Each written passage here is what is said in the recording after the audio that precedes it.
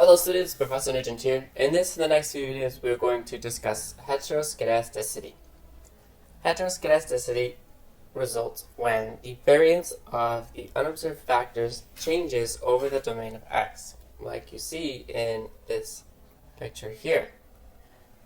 The range of Y, the variance of Y and resulting the variance of the unobserved factors changes over X.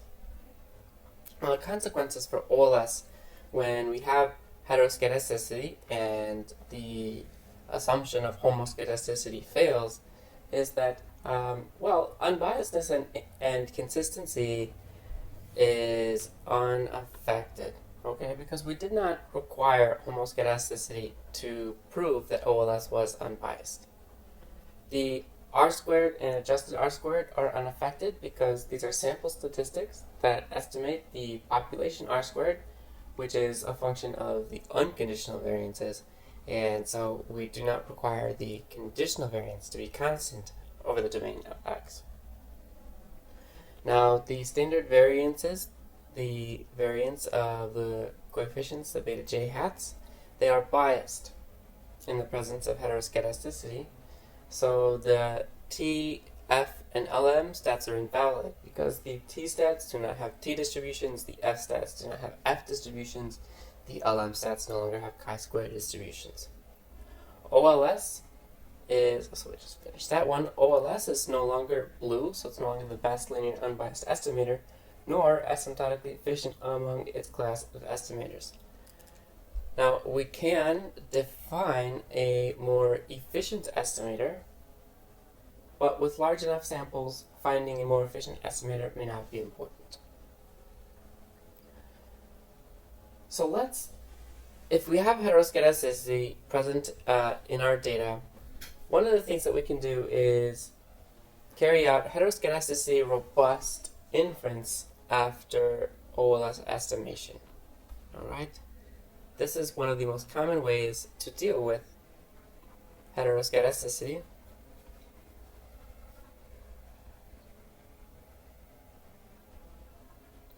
Is to do heteroskedasticity-robust inference, which means that you're calculating heteroskedasticity-robust standard errors. So we're going to develop robust procedures for estimating the standard errors, the resulting T, F, and LM statistics, so that they're valid in the presence of heteroskedasticity of an unknown form in large enough samples, and that's really important. All right, so we want T, F, and LM stats which are valid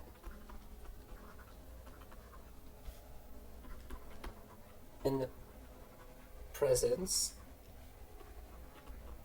of heteroskedasticity of unknown form.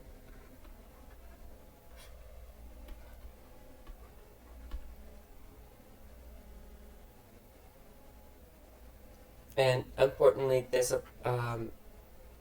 applies for large enough samples.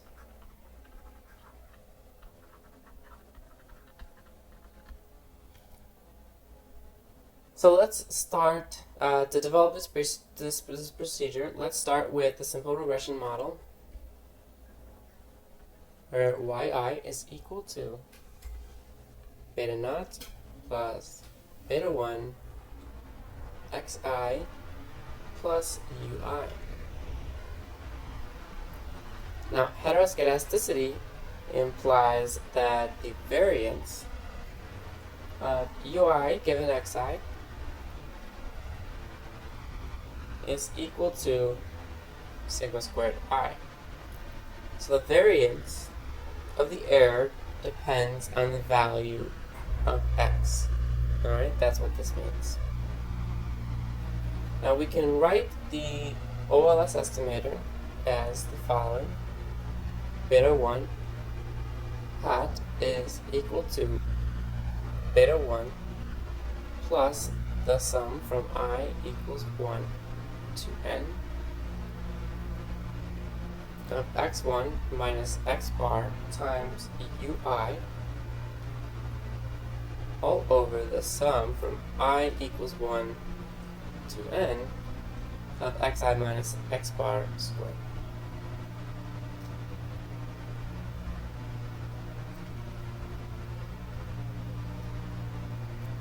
From this, using the first 4 multiple linear regression assumptions, we have previously derived that the variance of beta 1 hat is equal to the sum from I equals 1 to n of xi minus x bar squared sigma squared I all over the total sum of squares in x, SSTX squared. Where under homoskedasticity, let's put this in parentheses, under homoskedasticity, this simplified to sigma squared over SSTX, right? Because this term did not vary with x, but we're saying that homoskedasticity, the assumption of homoskedasticity fails. So we need a way to estimate this equation. We need to estimate this variance. And really what we need to do is figure out a way to estimate this term. Because we have the data for that, we have the data for that, so we need to figure out a way to estimate this so that we can get the variance, an unbiased estimate for the variance in the presence of homoskedasticity. And we can do this using the OLS residuals. And White, in his 1980 paper, showed that we can do this using the OLS residuals.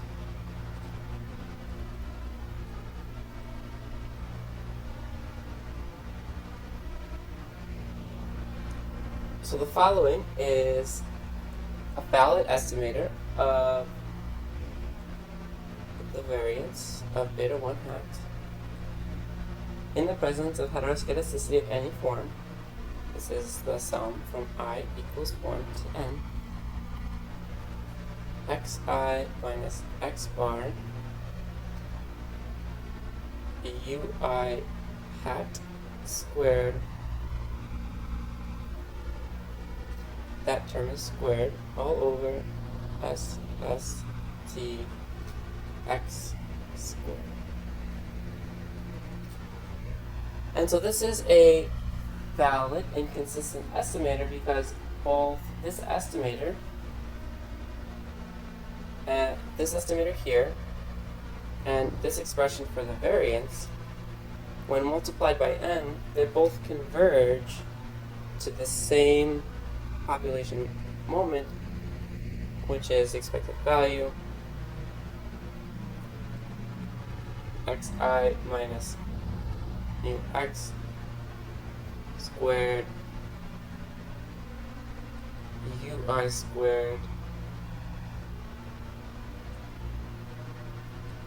all over sigma x squared. Alright, so they both converge to the same population value.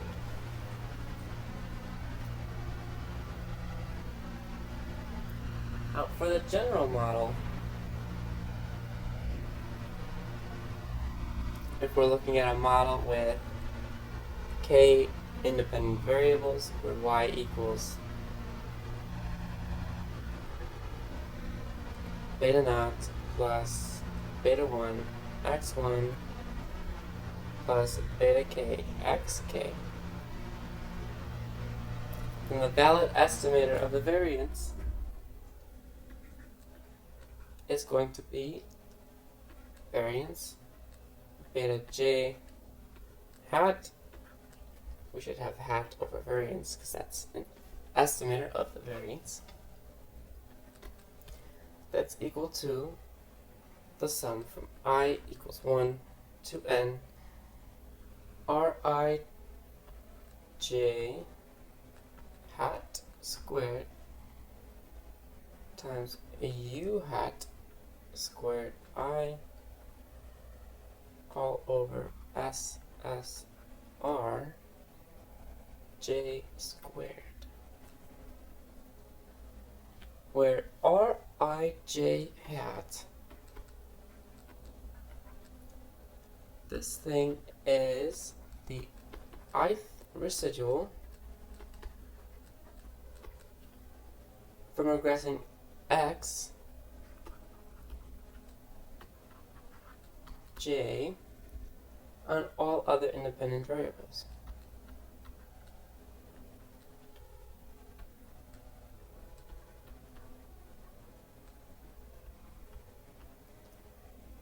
The SSR, the total sum of the sum of squared residuals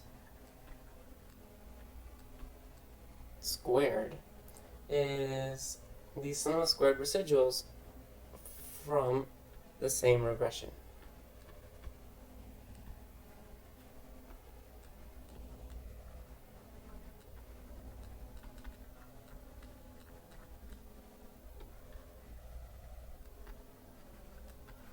From this regression.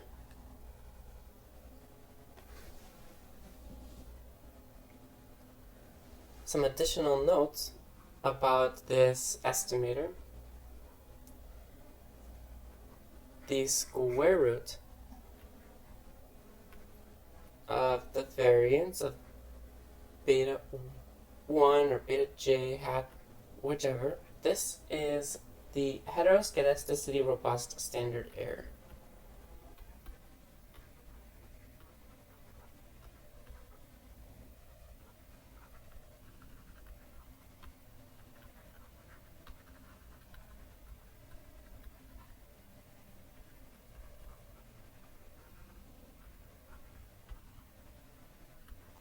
Alright, so this is what is reported when you type comma robust after your regression, and Stata gives you a heteroskedasticity-robust standard error in your regression tables. Now, the coefficient estimates will not change when we use heteroskedasticity-robust standard errors or not. Only the standard errors are changing, and they're typically larger. They can sometimes be smaller, but they're typically larger. The t-stat will be calculated as usual. That's the estimate minus the hypothesized value over the standard error. And the heteroskedasticity robust F statistic can be similarly applied. We're not going to derive that here, as the derivation requires matrix algebra, which is a little bit outside the scope. But know that when you use the test command, test, say x1, x2, x3, if you want to test the joint statistical significance of these two variables, in other words, you're testing the null hypothesis that beta 1 equals beta 2 equals beta 3 equals 0. When you test this null hypothesis in Stata, when you test this null hypothesis in Stata,